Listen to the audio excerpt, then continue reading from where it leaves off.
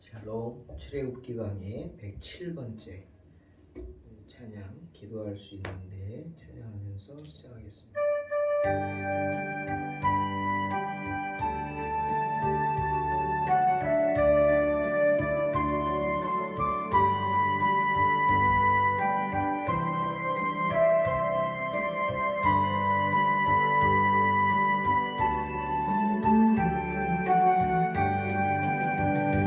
기도할 수 있는데 왜 걱정하십니까? 기도하면서 왜 염려하십니까? 기도할 수 있는데 왜 하십니까? 기도하면서 왜 방황하십니까? 주님 앞에 무릎 꿇고 간구해 보세요. 마음을 정결하게 뜻을 다하여 기도할 수 있는데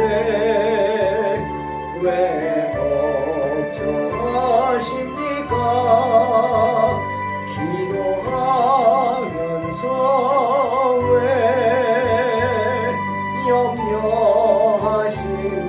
염려하십니까? 기도할 수 있는데 왜 걱정하십니까?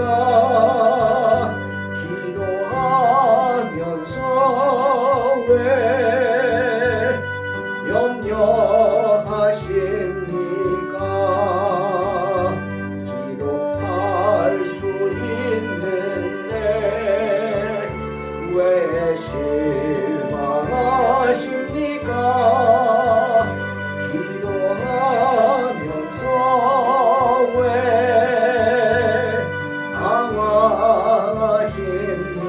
방황하십니까? 주님 앞에 무릎 꿇고 간구해 보세요. 마음을 정결하게 뜻을 다하여 기도할 수 있는데 왜 걱정하십니까? 기도하면서 왜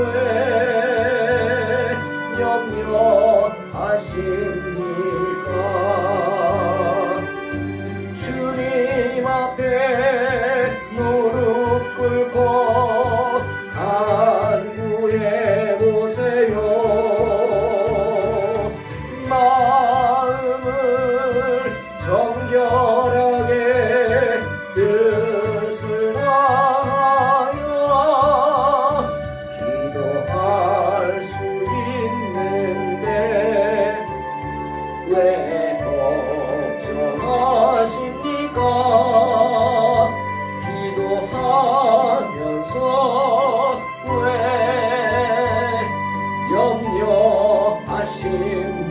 염려하십니까? 아멘. 출애굽기 30장 1절로 10절 봉독합니다. 너는 분향할 제단을 만들지니 곧 조각목으로 만들되 길이가 한 규빗, 너비가 한 규빗으로 네모가 반듯하게 하고 높이는 2규빗으로 하며 그 뿔을 그것과 이어지게 하고 제단 상면과 전후 좌우면과 뿔을 순금으로 싸고 주위에 금테를 둘을 찌며 금테 아래 양쪽에 금고리 둘을 만들되 곧 그 양쪽에 만들지니 이는 제단을 매는 채를 꿰을 것이며 그 채를 조각목으로 만들고 금으로 싸고 그 제단을 증거계 위 속죄소 맞은편 곧 증거계 앞에 있는 휘장 밖에 두라. 그 속죄소는 내가 너와 만날 곳이며 아론이 아침마다 그 위에 향기로운 향을 사르되 등불을 손질할 때 살을 찌며 또 저녁 때 등불을 켤 때 살을 찌니 이 향은 너희가 대대로 여호와 앞에 끊지 못할지며 너희는 그 위에 다른 향을 사르지 말며 언제나 소제를 드리지 말며 전제에 술을 붓지 말며 아론이 1년에 한 번씩 이 향단 뿔을 위하여 속죄하되 속죄제의 피로 1년에 한 번씩 대대로 속죄할지니라. 이 제단은 여호와께 지극히 거룩하니라. 아멘. 오늘은 제사를 드릴 때 분향을 할 때 향을 올려놓는 향단에 관한 말씀입니다. 향단과 관련된 명령이죠. 먼저 이 향단은 나무로 만들었습니다. 하지만 그 나무를 정금으로 정성스럽게 쌌죠. 그 네 모퉁이 귀는 뿔을 연결시켰고 뿔을 만들었고요. 그 둘레에 금띠를 둘렀고 편리하게 운반할 수 있도록 금을 입힌 채, 금고리가 그 채를 낄 수 있도록 부착되어 있었습니다. 향단의 대부분을 금으로 도금을 한 겁니다. 번쩍번쩍 빛이 나는 매우 화려하게 만들어진 향단이었습니다. 계시록 31장 21절에도 향단에 대한 이야기가 나옵니다. 에스겔 시대에 성전에도 향단이 있었어요. 에스겔 41장 22절 곧 나무 제단의 높이는 3척이요 길이는 2척이고 그 모퉁이와 옆과 면을 다 나무로 만들었더라. 그가 내게 이르되 이는 여호와 앞에 상이라 하더라. 크기는 2배나 더 컸습니다. 이스라엘이 광야에서 만든 그 향단보다 크기는 2배나 더 컸지만 나무로 만든 나무 제단이었습니다. 그 제단에 금을 입혔다 이런 언급은 없죠. 그러니 구약 시대 이 제사를 드리던 이 시기의 향단은 매우 화려했죠. 그러나 점점 그 화려함이 사라집니다. 오늘날에는 향단은 없습니다. 천주교나 동방정교에서 향단이라기보다는 향료, 향을 담은 그것을 흔들죠. 그러면서 연기를 내게 됩니다. 그런 모습은 있지만 향단은 없습니다. 실제 향이 아니라 영적인 향이 피워지죠. 우리에게서는 실제로 향을 흔드는 것이 아니라 우리의 모습 속에 영적인 향기가 우러납니다. 주님 말씀처럼 그리스도의 향기죠. 바라게 하라. 또한 엄격한 의식을 갖춘 그런 예식보다는 예배는 간소했습니다. 요한복음 4장 24절에서 이런 말씀하시죠. 하나님은 영이시니 예배하는 자가 영과 진리로 예배할지니라. 이 말씀처럼 하나님에 대한 진정한 예배의 의미가 확대되었을 뿐입니다. 어떤 예식 같은 거는 화려하지 않았습니다. 오늘날 우리 교회에도 예식이 있죠. 없진 않습니다만 어떤 그런 성도들이 보기에 거룩한 예식으로 이렇게 내가 참여한다고 느끼는 그런 것은 성찬식 정도밖에 없습니다.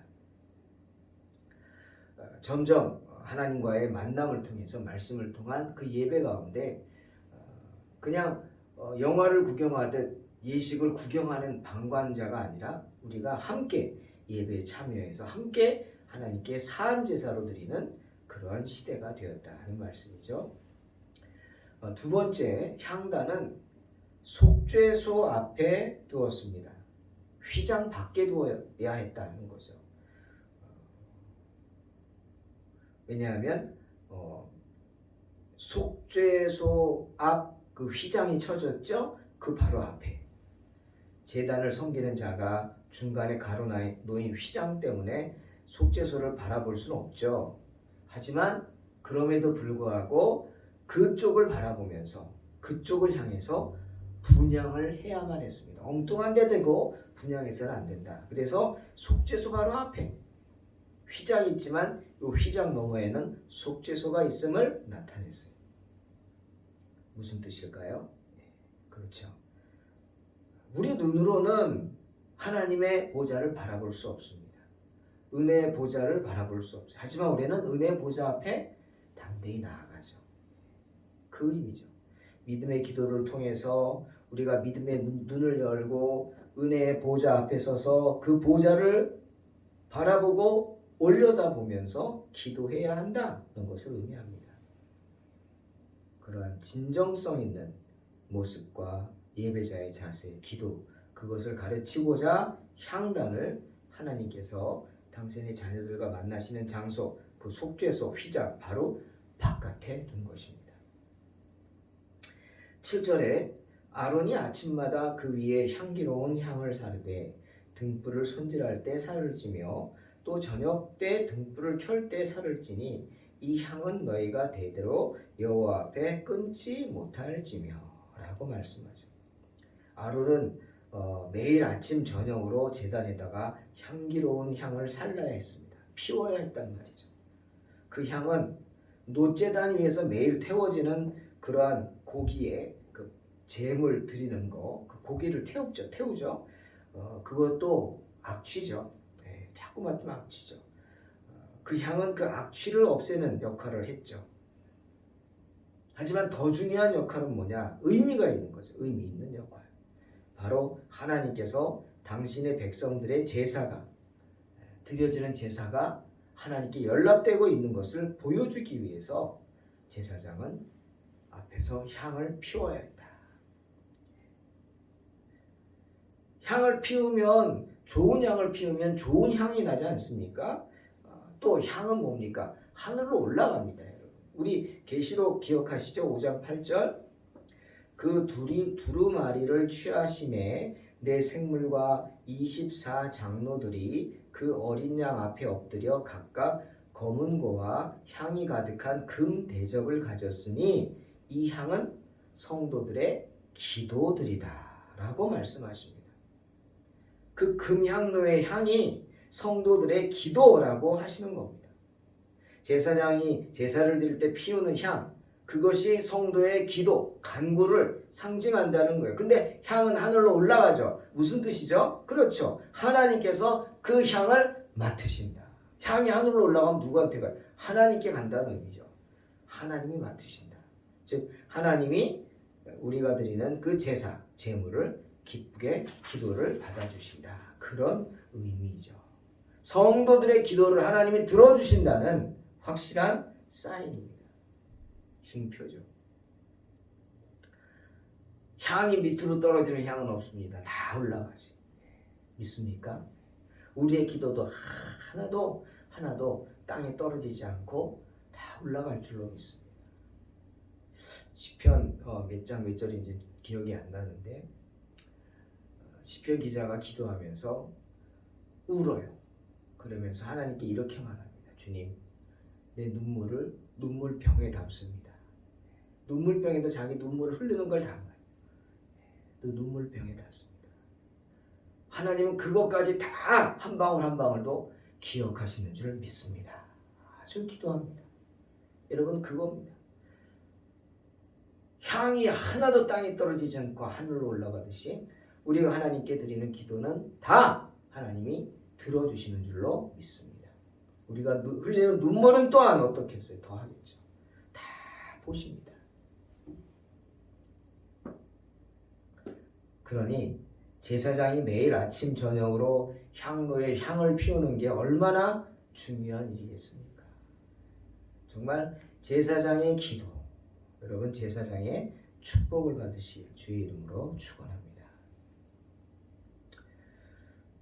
놋제단에서 드려지는 제물들을 통해서 하나님을 진노케 했던 우리의 악행이 속죄되죠. 나 대신 양이 죽고 나 대신 소가 죽고 피 흘리는 것을 보면서 그 제물을 드리는 사람이 옆에서 가슴을 치고 통곡하고 회개하죠. 내가 죽어야 되는데 나 대신 죽는 그 모습을 보면서 처절하게 죽어가죠. 그걸 통해서 우리의 악행이 속죄된다고 믿습니다. 그처럼 금향로에서 올려지는 그 향을 통해서도 죄인들의 죄가 속죄되었습니다. 그러니 매일 아침 저녁으로 향을 피우는 게 중요하다라는 말이죠. 뭡니까? 매일 아침 저녁으로. 이게 뭐예요? 꾸준한 기도입니다. 지치지 않고 하나님께 드리는 기도 중요합니다.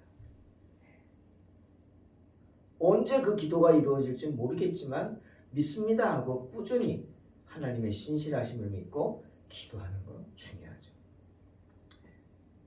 사랑하는 성도 여러분, 하나님께 대하여 우리 성도들은 두 가지 큰 바람과 관심을 가지고 있습니다. 첫 번째는 우리의 죄가 하나님에 의해 하나님께 죄 사함을 받는 것. 그죠? 그게 첫 번째예요. 또 하나는 우리가 하나님께 인정받는 겁니다. 예? 여러분, 인정받는다는 게 얼마나 좋은 겁니까? 하나님이 우리를 인정해 주세요. 예? 그래서 맡겨주세요. 인생의 모든 문제들을 맡겨주세요. 넌 믿을 수 있어. 해봐. 맡겨준단 말이죠.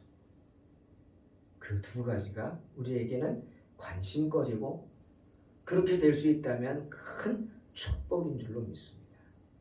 때문에 그 사실을 아시기에 주님 뭐라 그래요?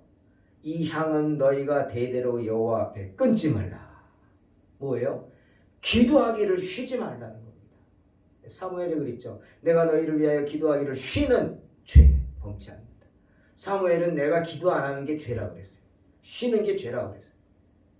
주님 말씀하시는 거, 이 향이 대대로 너희 앞에 있게 해서 여호와 앞에서 끊지 말라. 즉 기도하기를 포기하지 말라. 포기하지 말라.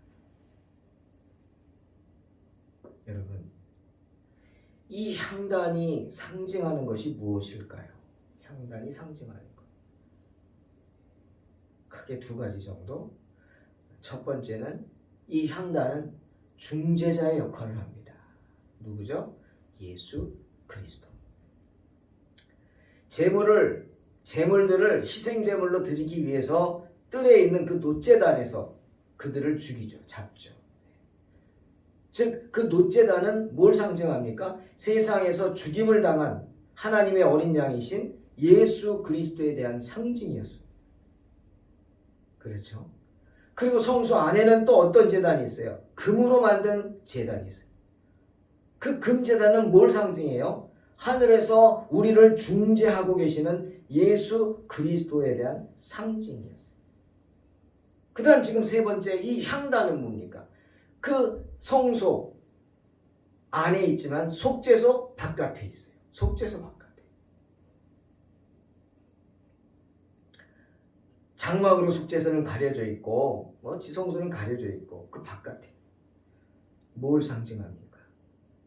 바로 우리의 대언자를 상징합니다. 누구세요? 예수 그리스도. 예수 그리스도는 언제나 항상 우리를 위해서 하나님 앞에서 우리를 중재해 주시는 분이기 때문에. 여러분 기억나세요? 사도행전 7장 55절. 스데반이 사람들에게 순교하기 전에 복음을 전하다가 하늘을 우러러봅니다. 하늘을 우러러보는데 하늘을 우러러보니까 그 하늘 위에 계신 하나님의 영광이 보입니다. 그리고 하나님의 영광과 예수님이 하나님 우편에 서신 것을 봅니다. 그렇죠. 왜 주님이 하나님 보좌의 우편에 서 계실까요? 앉아 계시지 않고. 왜 서서 우편에서 하나님 앞에 서 있냔 말이죠. 물론 스데반을 영접하기 위해서. 그렇잖아요. 환영하니까 얼마나 버선발로 나가잖아요. 아버지가 탕자를 맞이하기 위해서. 그런 것처럼 어떻게 앉아있어요. 아들이 오는데. 그러니까 스데반을 맞이하기 위해서 주님이 서 계신 겁니다. 맞습니다. 하지만 또 하나의 의미가 뭐냐. 주님은 항상 서 계세요. 우리를 위해서. 하나님 앞에서 우리의 죄를 중보하시기 위해서 항상 서 계신단 말이에요. 우리를 대변해 주시고 막아주신단 말이에요. 하나님의 눈에 우리의 죄가 보이면 주님이 그를 막아주셔서 보혈로 감싸주시고 아니요 이게 말이죠 이렇게 우리를 대변해 주신다. 왜? 주님이 우리의 대언자가 되시기 때문이죠. 주님은 우리의 중재자이십니다. 향단은 그것을 상징하는 것입니다. 그래서 성소 바로 밖에 속죄소 바로 앞에 비록 휘장은 쳐 있지만 휘장으로 가려 있지만 바로 금제단을 마주보고 있는 것입니다. 때문에 요한일서 2장 1절에서 사도 요한이 이렇게 말하죠. 나의 자녀들아 내가 이것을 너희에게 쓰면 너희로 죄를 범하지 않게 하려 함이라. 만일 누가 죄를 범하여도 아버지 앞에서 우리에게 대언자가 있으니 곧 의로우신 예수 그리스도시라 말씀하십니다. 주님의 중재는 하나님께는 향기로운 냄새가 되는 것입니다. 또한 향단이 상징하는 건 이렇게 예수 그리스도의 중재와 또 한 가지는 뭐냐? 바로 성도들의 헌신입니다. 제사장이 분향할 때 백성들은 뭐 할까요? 자기 할 일 바쁘다고 자기 할 일 하고 있을까요? 천만의 말씀 아닙니다. 제사장이 분향할 때 백성들은 뒤에서 그 모습을 바라보면서 기도합니다. 누가복음 1장 8절 10절에 사가랴의 이야기를 통해 알 수 있어요. 제사장 사가랴가 반열의 차례대로 하나님 앞에서 제사장의 직무를 행할 때 제사장들의 전례를 따라서 제비를 뽑아서 주의 성전에 들어가 분향하고 대제사장이 됐죠. 그리고 성전에 들어가서 이제 그 일을 할 때 뭐라 그랬어요? 10절에 모든 백성은 그 분향하는 시간에 밖에서 기도하더니. 세례 요한의 아버지 사가랴죠. 사가랴가 분향할 때 성전에 들어가서 하나님께 제사를 드리는 그 역할을 할 때 대제사장의 역할을 할 때 모든 백성은 그 분향하는 시간에 밖에서 기도했다. 그것입니다. 헌신입니다. 헌신. 향로에 향이 피워지는 것. 이 참된 향. 이게 뭘 말하는 거예요? 헌신입니다.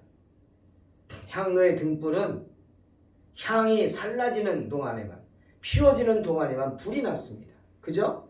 그럼 무슨 말이냐? 향이 준비된 만큼만 피워졌다는 거예요. 향이 조금이면 조금 타고만. 하지만 향이 가득해 있으면 가득한 시간 동안 그냥 훨훨 불타면서 향이 계속 하늘로 올라갈 거예요. 향이 좋으면 좋은 향이 나겠죠. 좋은 만큼. 그리고 많이 준비됐다면 더 훨훨 오랜 기간 탈 것입니다. 그것입니다. 그것이요? 헌신입니다. 헌신. 사랑하는 성도 여러분, 오늘 이 금향로의 이야기를 통해 우리는 꼭 기억할 것이 있습니다. 뭐예요? 이 금향로의 향은 헌신이라는 것. 우리가 준비한 만큼 불살라집니다. 향불이 피워진다는 거죠.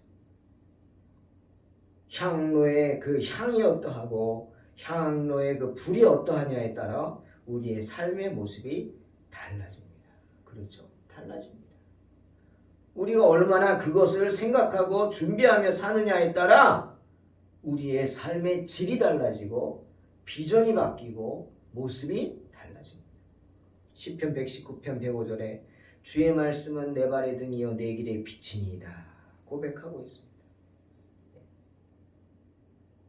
우리가 성경을 읽고 공부하고 하는 것이 그 성경이 우리의 빛이며 등불이다라는 말씀. 우리가 날마다 해야 하는 일의 일부라는 거예요. 우리가 살 길이라는 사실을 말씀해 주십니다.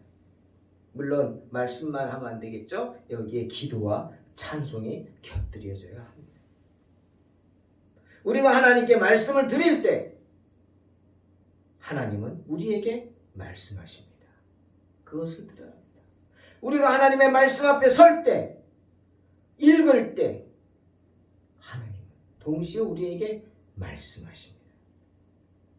그러면서 하나님과 우리는 교제하게 되고 그 교제가 완전해질 수 있는 겁니다. 이사야가 우리에게 1장 13절에서 분명히 경고하고 있습니다. 헛된 재물을 다시 가져오지 말라. 분향은 내가 가증히 여기는 바다. 월삭과 안식일과 대회로 모이는 것도 그러하다. 성회와 아울러 악을 행하는 것을 내가 견디지 못하겠다. 하나님 말씀이에요. 왜? 왜 그것을 분향도 하지 말고 가증하다 그럽니까? 바로 우리가 마음과 생활이 경건하지 않기 때문에.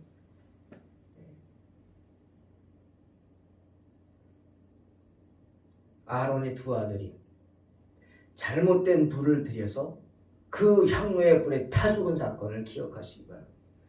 우리의 마음과 생활이 경건하지 않다면 그 분향조차도, 하나님이 기뻐하시는 그 분향조차도 하나님은 가증히 여기는 바가 된다고 분명히 말씀하세요. 그러니 언제나 우리 자신을 돌아보면서 믿음을 지키며 승리하는 삶을 사시기를 주의 이름으로 축원합니다. 우리가 준비된 만큼, 우리가 경건에 힘쓰는 만큼 우리의 기도는 하나님께 상달될 줄로 믿습니다. 기도하겠습니다. 하나님 감사합니다. 언제나 말씀 앞에서 우리를 돌아보며 경건한 삶을 살게 하시고 기도할 수 있음을 기억하고 기도하는 삶을 살며 걱정, 근심치 않고 불안하거나 초조해하지 말고 모든 것을 주님께 맡기며 나아가게 하여 주시옵소서. 주님, 우리의 가정을 주님께 맡기고 우리의 자녀를 주님께 맡기고 우리의 인생을 주님께 맡기고 동탄 소망교회를 주님께 의탁합니다. 주님께서 온전히 이루어 주시옵소서. 예수님의 이름으로 기도하옵나이다. 아멘. 믿음으로 승리하시기 바랍니다.